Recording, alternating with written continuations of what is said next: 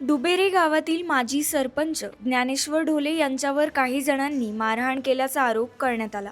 या घटनेचा कथित व्हिडिओ सोशल मीडियावर व्हायरल झाल्यानंतर परिसरात चर्चेला उधाण आलं। मारहाणीत जखमी झालेल्या ज्ञानेश्वर ढोले यांच्यावर सध्या सिव्हिल हॉस्पिटलमध्ये उपचार सुरू आहेत। घटनेची माहिती मिळताच सिन्नर पोलीस तातडीने रुग्णालयात दाखल झाले।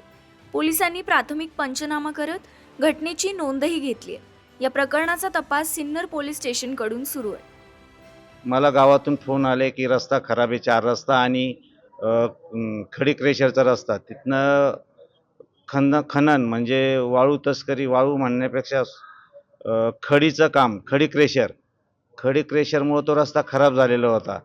तर मी तो प्रश्न विचारण्यासाठी तिथे गेलो असताना मी तिथल्या कंपनीचा व्हिडिओ काढला खाणीचा। तर व्हिडिओ काढत असतानाच तो मी ग्रुपवर बी हे केला, सोडला, गावातील सरपंच ग्रुप यावरती सोडला। तर ज्याची जिथं खाण आहे त्या खाणीवाल्याचा तिथं काहीच विषय नव्हता, पण तो लगेच तिथे 3-4 मिनिटात तिथे आला आणि मला म्हटला माझ्या खाणीचे फोटो का टाकले। तर मी त्याला बजावून सांगितलं तुझ्या खाणीचे नाही टाकले, मी समोरच्या कंपनीचे फोटो टाकले। त्यांनी न काही बोलताच माझ्या कानफडीत 4-5 कानफडीत वाजवल्या। त्याच्यानंतर त्यांनी लोखंडी बेल्ट होता, पट्टा होता, पट्ट्याने मला मारहाण केली। नंतर त्यांनी पुतण्या आला, पुतण्याने मारहाण केली। अजून त्याचा एक पुतण्या होता, तिघांनी मला मारहाण केली।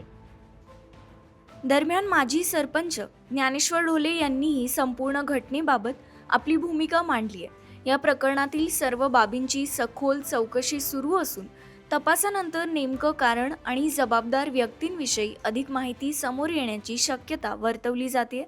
प्रकाश धुर्वे, आपला नाशिक।